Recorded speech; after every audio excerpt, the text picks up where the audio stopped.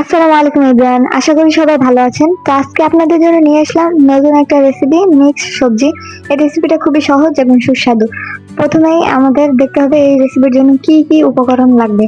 তো আমাদের প্রথমেই লাগবে চিচিঙ্গা, বরবটি, পেঁপে, আলু, গাজর, আদা বাটা, রসুন বাটা, রসুনের কোয়া, তারপর পেঁয়াজ কুচি, কাঁচামরিচ, ধনেপাতা, তেল, হলুদ, লবণ। তো এই উপকরণগুলোকে আমরা এক এক করে দিয়ে দিব প্রেসার কুকারের ভিতরে।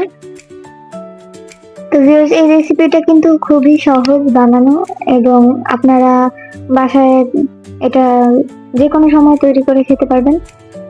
তো এই পর্যায়ে আমরা দিয়ে দিচ্ছি রসুন বাটা এবং আদা বাটা। তো এই পর্যায়ে আমরা স্বাদ মতো লবণ দিয়ে দিয়েছি, এবার একটু হলুদ দিয়ে দেবো এবং এবার একটু পরিমাণ মতো তেল দিয়ে দিতে হবে।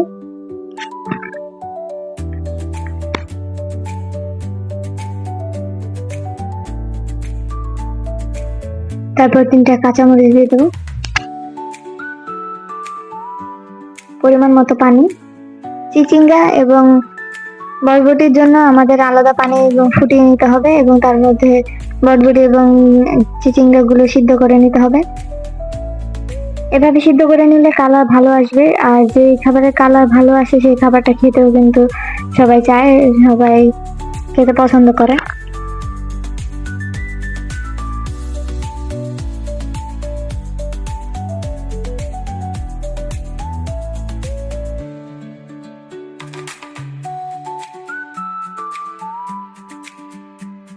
তো এইদিকে প্রেসার কুকারে দেওয়া সবজিগুলো 2টা শীষ দিয়ে নিতে হবে।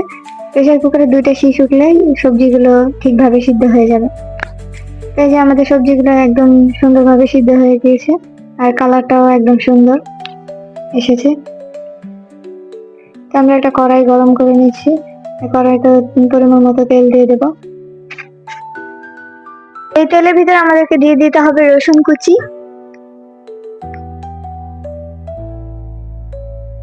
তারপর ভালোভাবে নেড়েচেড়ে পেঁয়াজ কুচিও দিয়ে দিতে হবে। আপনারা রসুন একটু বেশি ব্যবহার করবেন। তো পেঁয়াজগুলো বাদামি কালার হয়েছে, তার ভিতর দিয়ে দিতে হবে সবজিগুলো, তারপর ভালোভাবে নেড়েচেড়ে নিতে হবে।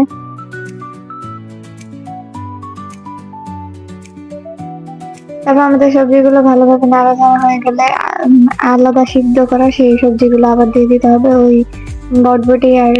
বরবটি এবং চিচিঙ্গা দিয়ে আবার ভালোভাবে নেড়েচেড়ে নিতে হবে।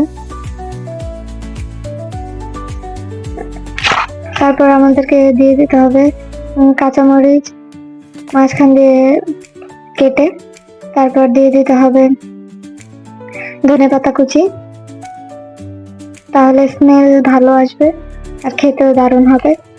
তো ভিউয়ার্স, দেখলেনই তো রেসিপিটা কত সহজ, আপনারাও বাসায় ঝটপট বানিয়ে ট্রাই করতে পারবেন। ভিডিওটি ভালো লাগলে অবশ্যই চ্যানেলটি সাবস্ক্রাইব করে পাশে থাকবেন, কমেন্টে আপনাদের মূল্যবান মতামত জানাবেন এবং আপনাদের যে রেসিপি ভিডিও চান সেটা বলবেন।